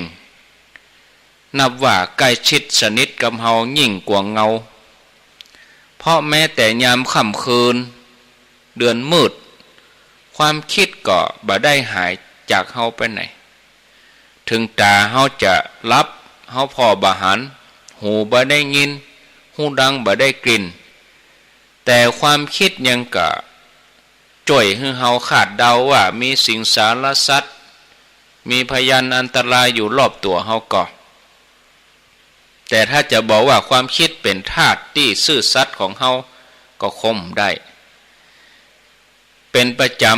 ำความคิดแทนที่จะติดตามตัวเฮากับจักลากเฮาไปไหนตอนไหนนะเฮาก็ตามใจมันจนกินบ่ได้นอนบ่หลับเฮาเครียดก็เพราะว่าห้ามความคิดบ่ได้ทั้งที่ฮู้ว่าความโกรธนั้นมันบ่ดีแต่ใจก็กึดแต่เรื่องที่จะทำให้เฮาโกรธอยู่ติ๊กๆยิ่งกึดก็ยิ่งโกรธยิ่งโกรธก็ยิ่งกึดสลัดความคิดหรือว่ากำกึดนั้นบ่ได้สักเตื้อเหมือนกับว่าตัวความคิดเนี่ยมันบังคับบัญชาเฮาเวียนปิกมาเอาเรื่องเก่าๆซ้ำแล้วซ้ำเล่าทำกับเฮาจนกว่ามันจะพอใจแต่มันบ่เคยพอใจสักเตื้อต่อเมื่อเจอฤทธิ์ยานอนลับกำนั้นสงบไปเลยญาติโยมทั้งหลายถ้าว่าชีวิตเฮาเนี่ยเฮามีอำนาจที่จะควบคุมอะไรอย่างได้สักอย่างหนึ่งเฮาคงจะอยากจะมีอำนาจควบคุมความคิดกันนะแต่เป็นเพราะควบคุมความคิดบ่ได้เฮาก็เลยอยู่อย่างสุกๆทุกๆขึ้นลงหาความสงบใจบ่ได้อยู่ว่างมาใดก็เป็นต้องกระสับกระส่ายคนสมัยนี้นี่ญาติโยมบอกกองถึงวันเสาร์วันอาทิตย์ก็ต้องหาเรื่องออกบ้านไปแอว เปิดหูเปิดตาไปจับจ่ายช้อปปิ้งเพื่อความสบายใจโดยเหตุนี้ศูนย์การค้าห้างสรรพสินค้ากาดนัดกลายเป็นวัดสมัยใหม่ของคนยุคนี้ไปแล้วอย่างภาคภูมิแต่เขาจะอยู่ก้าในศูนย์การค้าได้เมินสักต่อใดกันบอกกองเบื่อเขาก็ต้องไปที่อื่นแถมอย่างน้อยก็ไปเอวบ้านเปื่อนก็ยังดีไปเอวห้องหนังห้องละครแต่แล้วที่สุดก็จะต้องปิกบ้านเพื่อจะมาปะความงุดหงิดงุ่นง่านเพราะบอกฮู้ว่าจะเนี่ยอย่างดีเลยต้องเอาเวลาว่างมาฆ่าด้วยกันพอหน้าจอโทรศัพท์น่ะค่อยเคลียร์ดูเฟซบุ๊กดูไลน์ส่งให้คนนั่นส่งให้คนนี้แต่ตึงมดเนี่ยญาติโยมทั้งหลายให้เมินมันก็จะเฉยญาติโยมเนาะไม่กลายเป็นเรื่องธรรมดานะแต่บอกว่าจะหาเรื่องลบหลีกหนีไปไหนตอนไหนในที่สุดเขาก็ต้องปิกมาอยู่กับตัวเก่าจนได้ทีเนี้ยกำเนี้ยตัวความคิดเนี่ยมันจะมาก่อกวนเฮาแถมปาเฮาถูรูถูกังไปกับอารมณ์108 เรื่องสุขน้อยเรื่องนั้นน้อยนะเรื่องสุขพ่องเรื่องทุกข์พ่องแล้วเฮาก็หาเรื่องหนีออกจากตัวเก่าลบจากความคิดไปอยู่กับอันยังต่ออันยังที่จะทำให้เฮาลืมตัวเองสะกดความฟุ้งซ่านไปลงชั่วคราวความคิดนั่นเนี่ยเฮาปรุงมันขึ้นมาคนเดียวแต่แล้วเฮาก็ปาตัวมันเข้ามาอยู่ในอำนาจนะญาติโยมทั้งที่เฮาอาจจะหู้อยู่แก่ใจว่าความคิดทำให้เฮาตุกได้บ่น้อยแต่เฮาก็เนี่ยยังบ่ได้เพราะเฮาต้องคอยเปิ่งมันจะขึ้นรถลงเรือจะกินจะนอนก็ต้องอาศัยความคิดมากำกับหันด้วยตาได้ยินด้วยหูก็ยังบ่แน่ใจก็ต้องเอาความคิดมาสำรวจตรวจสอบแถมจั่นหนึ่งเฮาอยู่กับความคิดจนกระทั่งบ่แน่ใจว่าเมื่อใดที่จิตว่างจากความคิดแล้วเฮาจะอยู่อย่างใดมันก็ถ้าจะเวิ้งว้างร่องรอยบ่มีที่ยึดเกาะเนาะความคิดนั้นมีกุลอย่างใดหันได้บ่ยากแต่ขณะเดียวกันญาติโยมมันก็มีโทษตัวเองแล้วโทษของความคิดเกิดขึ้นได้สาเหตุสำคัญก็เพราะว่าเฮาคิดนักล่ำไปการคิดในกู้เรื่องนั้นยังพอทำเนาแม้ว่าในความเป็นจริงมีเรื่องที่เฮาบ่ค่อยได้คิดเท่าใดแต่การคิดในทุกที่ทุกเวลานี่ก็มันเป็นตัวปัญหาญาติโยมทั้งหลายเฮาบัดตระหนักว่าการคิดเลื่อยเปื่อยนี่เป็นการสร้างอำนาจให้แก่ความคิดในทางที่ผิดยิ่งเฮาปล่อยใจไปตามความคิดนักเท่าใดความคิดก็ยิ่งเติบใหญ่มีพลังนักขึ้นเท่าอันจนในที่สุดเฮาก็คุมมันบ่ได้คุมมันบ่อยู่เหมือนกับการดังไฟเหมือนกับกองไฟที่เฮาปล่อยมันลามไปเรื่อยๆทีแรกอาจจะเป็นเพียงหมอกสะเก็ดน้อยๆแต่ถ้ามันได้เชื้อแล้วก็มันอยู่ละบ่เมินบ่นานกลายเป็นกองเพลิงไฟเปลวไฟลุกท่วมหัวยากกว่าจะดับได้ญาติโยมท่านทั้งหลายวันแล้ววันเล่าที่หมู่เฮาเติมเจือไฟเพื่อแก่ความคิดโดยที่เฮาบ่ฮู้ตัวโดยการกึดเลื่อยเปื่อยแต่ที่นักไปกว่านั้นก็คือการหลงเข้าใจไปว่ายิ่งกึดยิ่งดีอยู่ว่างเมื่อใดบ่ได้ก็ต้องหาเรื่องกึด เพราะถือว่าเป็นการใช้เวลาว่างให้เป็นประโยชน์เนี่ยยุคนี้สมัยนี้นี่เป็นยุคที่เปิ่นเน้นประสิทธิภาพสูงสุดบ่ว่าอันยังก็ตามจะปล่อยไว้บ่ได้ถือว่าบ่มีประโยชน์เพราะฉะนั้นถ้ามีป่าก็ต้องตัดเอาไม้มาขายกรรมอันก็ถากถางให้มันโล่งเตียนเพื่อพัฒนาที่ดินอย่างทำนองนี้สมองหรือจิตใจก็ปล่อยไว้ว่างๆเนี่ยมันได้ระหว่างที่อาบน้ำระหว่างที่แปรงฟันกินข้าวนั่งรถ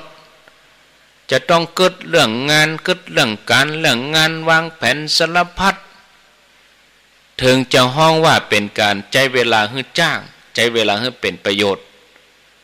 สิ่งที่คนสมัยใหม่ห้องว่าบริหารจัดการเวลา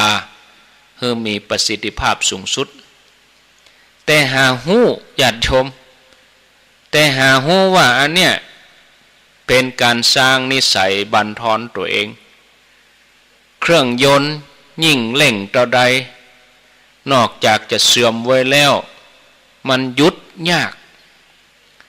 เป็นเพราะเหตุเนี่ยคนจำนวนบ่น้อยต้องเปิ่งยานอนรับเพราะมันหยุดความคิดบ่ได้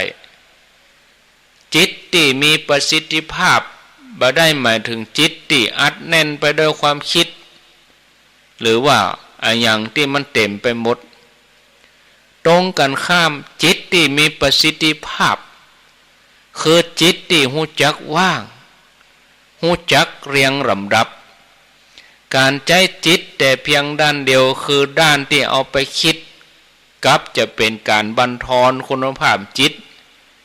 เฮาทั้งหลายมักหันประโยชน์แต่ความมีความเต็ม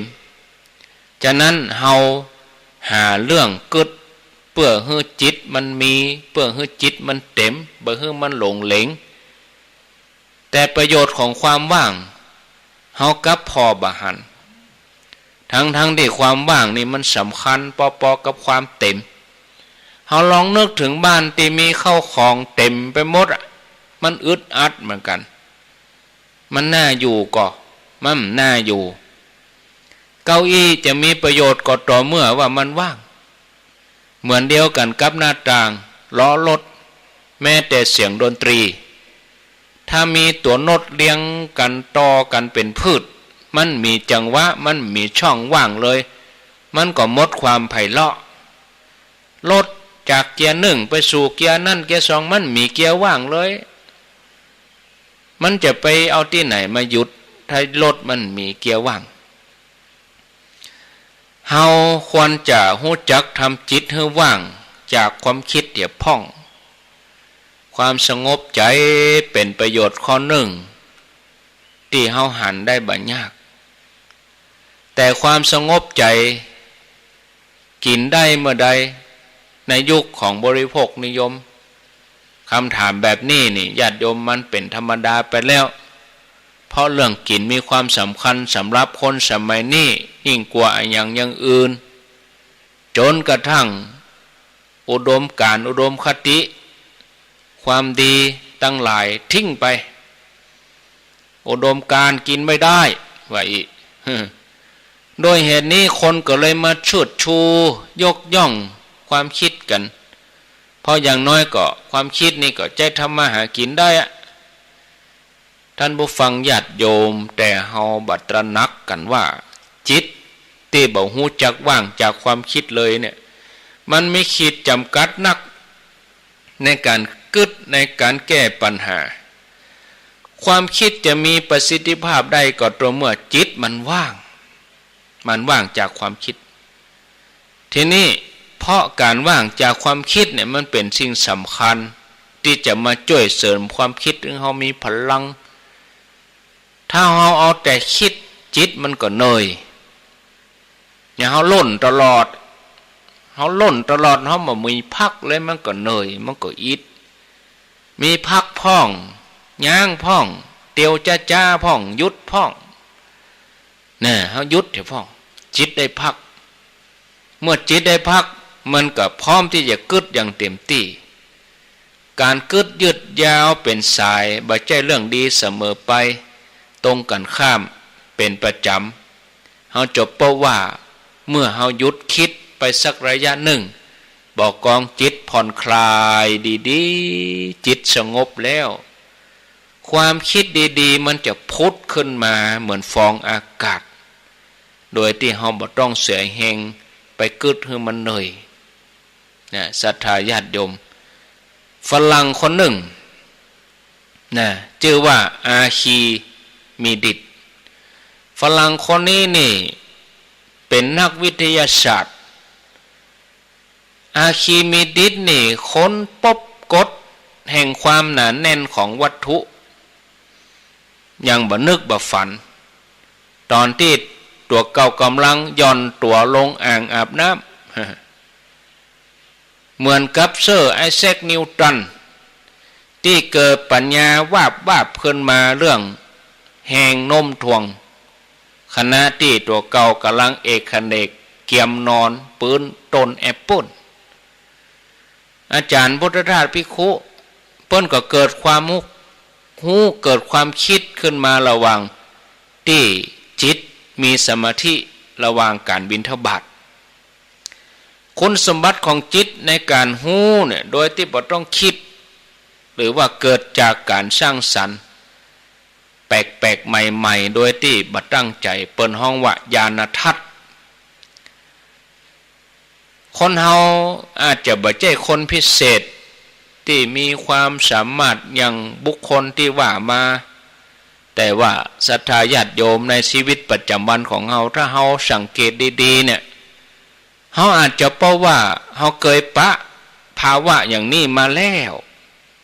เฮาเคยมีมาแล้วนี่จิตดวงนี้เฮาเคยปะมาแล้วนี่แต่เฮาบ่ได้ต่อเปิ้นบ่ได้เฮาบ่ได้ฝึกฝนเปิ้นเฮาลืมเนี่ยการทำจิตให้ว่างจากความคิดบ่เพียงแต่จะช่วยเสริมความคิดของเฮาให้สามารถเกิดได้ดีต่ออันน่ะยังสามารถเอาเฮาไปถึงในสิ่งที่เฮาเกิดบ่ถึงด้วยสิ่งที่เฮาเกิดบ่ถึงคือพรมแดนของความคิดของเฮาเนี่ยมันกว้างใหญ่ไพศาลสุดขอบจักรวาลบุญนะแต่ก็ยังมีขอบเขตจำกัดบ่ว่าเฮาจะเกิดต่อใดก็บ่สามารถเข้าถึงสภาวะที่ลุ่มลึกในจิตวิญญาณนั้นได้ความสุขล้ำลึกในภาวะสมาธิเป็นอย่างใดความคิดมาอาจจะช่วยให้เขาเข้าใจได้แม้แต่สัจธรรมหรือความจริงความคิดก็ปาเฮาเข้าได้ถึงเพียงระดับสามัญที่ห้องว่าสมมุติสัจจะต่ออันแต่ถ้าจิตว่างจากความคิดสามารถปาเฮาไปอย่างบ่มีขอบเขตแล้วก็สามารถนำเฮาเข้าถึงความสุขที่เปิ้นฮ้องว่าวิมุตติสุขหรือว่าขั้นปรมัตถสัจจะเฮาอาจจะเป็นคนมักน้อยบ่นึกหวังว่าชีวิตจะมาไกลถึงนั่นแต่อย่างน้อยก็ต้องการบางสิ่งบางอย่างที่จะมายับยั้งความคิดพ่องบ่ให้ความคิดนั้นแล่นไปสุดโต่งหรือกลายเป็นตัวห้ายที่คุมบ่อยู่ถ้าอย่างอันก็บ่มีอันยังแล้วที่จะมาทวงความคิดเท่ากับการว่างจากความคิดยามใดที่เฮาหยุดคิดความคิดก็บ่มีเจือที่หล่อเลี้ยงมันก็อ่อนไปโดยปริยายในที่สุดมันก็หมดดับการเวลาสามารถดับความโกรธความร้อนได้ก็เพราะเห็นเนี่ยแต่มันก็มันเหมือนกันนะญาติโยมเป็นประจำเหมือนกันหลายครั้งเฮาก็รอบ่ได้ว่าเมื่อใดความคิดมันจะจางมันจะคลายก็เลยมีความจำเป็นที่จะต้องฝึกจิตฮู้จักว่างฮู้จักความคิดว่ากันที่จริงแล้วเนี่ยความคิดนั้นการจะเข้าไปยุดมันเป็นเรื่องยากเฮาอาจจะกดมันไว้แต่มันก็พูดพล่านลุกชนขึ้นมาลึกๆแล้วบ่เมินบ่นานมันก็ระเบิดออกมาแต่มีสิ่งหนึ่งที่เฮาทำได้ก็คือน้อมจิตอยู่กับความรู้สึกนั้นบ่ได้หมายความว่าเพียงแต่ว่าเฮา หูฮ้อนหูหนาวสุกทุกนะถ้าว่ารวมไปจนถึงการสัมผัสหูด้วยใจโดยบ่ต้องอะไรความคิด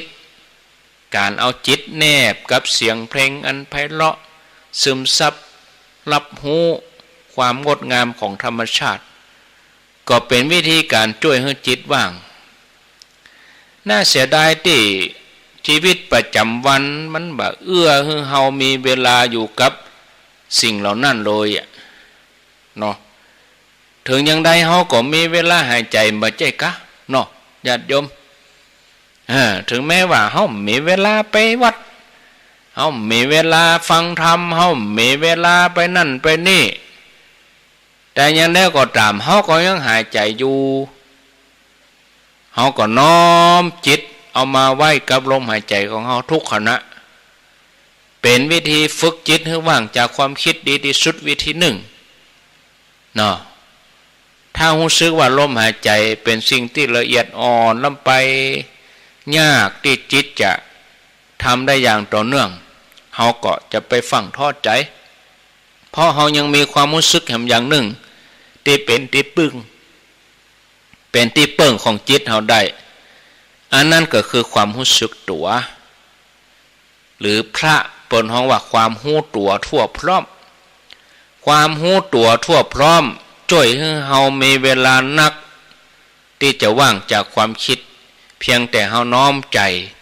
อยู่กับการกระทำบ่ว่าจะกิจวัตรประจำวันการงานเมื่อใจเฮาแนบกับสิ่งนั้นความรู้ตัวพร้อมเกิดขึ้นทันทีในยามเนี้ยความรู้สึกตัวจะชัดเจนมันบ่คลุมเครือมันบ่เลือนลางเหมือนตะกอนเพราะความฟุ้งซ่านมันมาอาจจะมาหันเหจิตใจของเฮาออกจากอิริยาบถที่เฮาทำนั่นได้เลยน้ำเสียนั่นเฮาจำเป็นต้องข้างออกนะบางทีเฮาหาออกมันก็หน่อยเพียงแต่ว่าเฮาปล่อยน้ำดีเข้าไปน้ำเสียมันจะถูกไล่ไปเองฉันใดก็ฉันนั้นความรู้สึกตัวจะช่วยกันความคิดออกไปจากจิตเพื่อจิตจะได้พักแล้วก็สัมผัสกับสิ่งใหม่ๆพ่องบ่ว่าจะอาบน้ำแปรงฟันกินข้าวล้างจานถูสบู่ล้วนเป็นเวลาอันสำคัญยิ่งสำหรับการฝึกจิตให้ว่างจากความคิดถึงวันนี้เฮากึดนักล่ำไปแล้วแต่ต่อไปนี้ขอให้ใจของเฮาขอให้จิตของเฮาได้สัมผัสกับความว่างให้พ้องอย่างน้อยว่างจากความคิดสักครั้งก็ยังดีนี่เนาะศรัทธาญาติโยมท่านสาธุชนท่านทั้งหลายพอเวลา 16:26 น.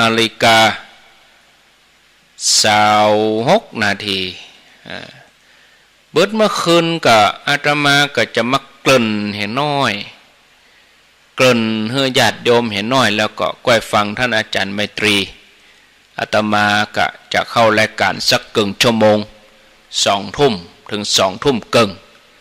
2 ทุ่มครึ่งถึง4 ทุ่มก็ได้ฟังท่านอาจารย์ไมตรีคเวสโกวัดพระพุทธบาทตากผ้า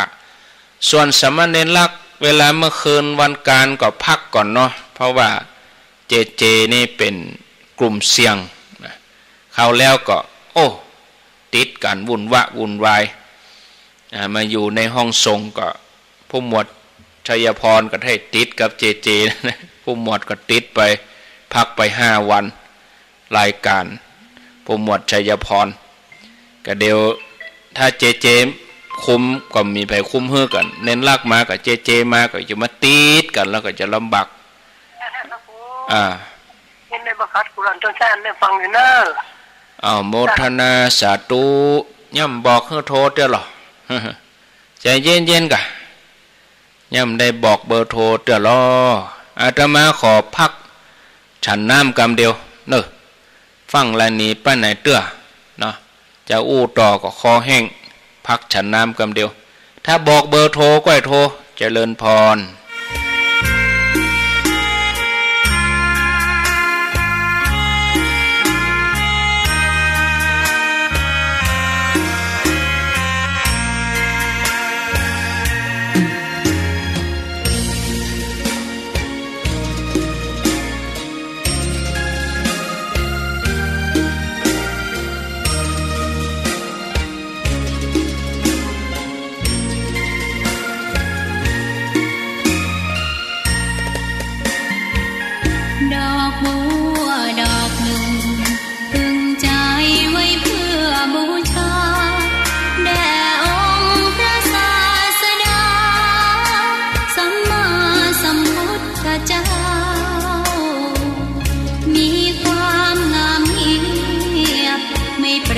เทียบเขา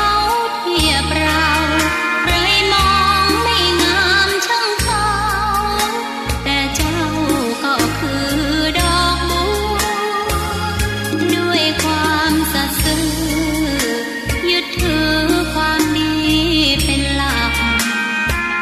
ใครรักไม่รักก็ไม่จงปรักมองมัวเมื่อโผล่พ้นน้ำก็เห็นความงามในตัวไม่ยึดติดในตมชั่วขอเป็นดอกบัวดอกดีใครไม่มองว่าบัวงามเด่นแต่บัวก็เป็นดอกบัวทุกวันอย่างนี้ไม่อยากเด่นดังแต่มุ่งหวังในทางเด่นดีเกิดมาเพื่อสร้างบารมีถวายชีพนี้บูชาดอกบัวดอกน้อยเฝ้าคอยคนที่ใจบุญมาโอบเอื้อเกื้อกูลรู้ค่าของบุญเก็บบัวขึ้นมาเพื่อสร้างความดีและสร้างบารมีดังว่าใช้ดอกบัวนี้บูชาพระสัมมาสัมพุทธองค์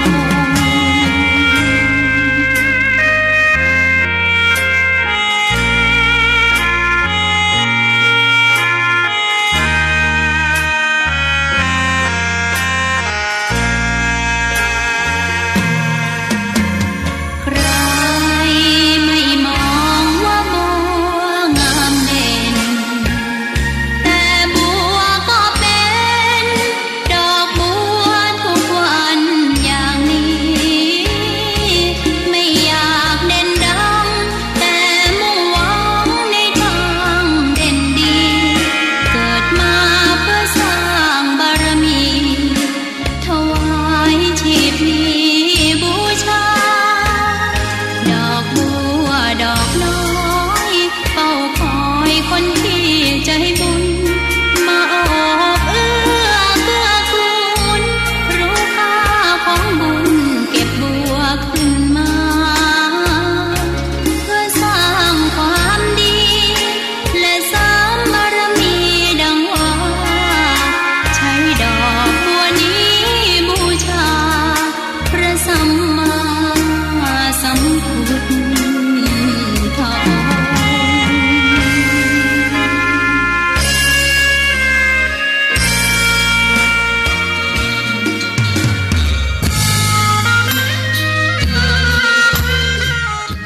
เอาแล้วศรัทธาญาติโยมทั้งหลายได้พัก3-4 นาที จิบน้ำอุ่น น้ำเพิ่งผสมมะนาวกับน้ำอุ่น ก็ทำให้จุ่มคอมา16 นาฬิกา 32 นาที 4 โมงกับ 32 นาที อยู่ด้วยกันแถมช่วงสุดท้ายเป็นช่วงเปิดสายหน้าไมค์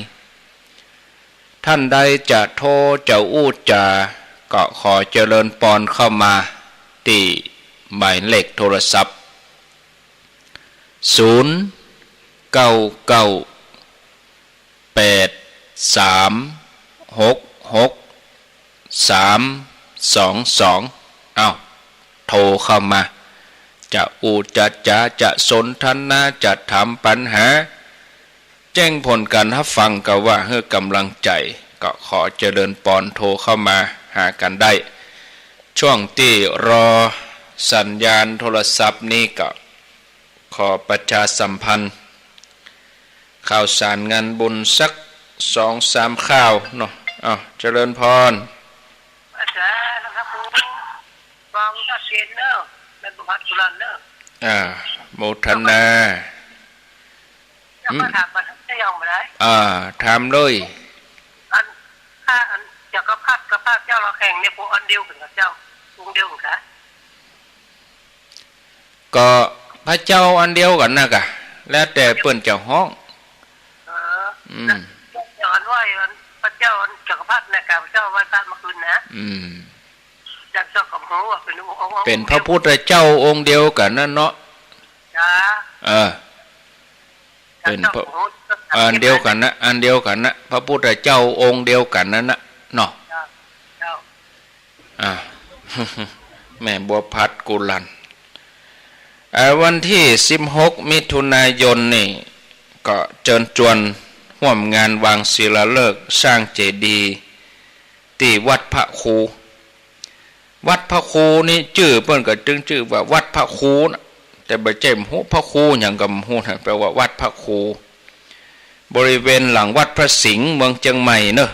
วันที่16มิถุนาก็เวลาบ่าย 3 โมงเพื่อถึงอันสถานี104ก็ถ้าจะดีละติดหน้านี่ถ้าจะประกาศเนาะน่าจะประกาศเอิ้นเชิญชวนได้วันที่17มิถุนายนนี่ก็ขอเชิญร่วมงานทำบุญบูรณะกู่วัดน้อยเป็นกู่เก่าบ้านดงหลวงตำบลวังผางอำเภอเวียงหนองร่องจังหวัดเชียงใหม่ในวันที่17มิถุนายนแล้วก็วันที่18มิถุนายนขอเชิญชวนร่วมทำบุญยกชัดเจดีย์หริพุนชัยจำลองที่วัดจำลองตำบลบ้านกาดอำเภอแม่วางจังหวัดเชียงใหม่ในวันที่18มิถุนายนเวลาเดียวกัน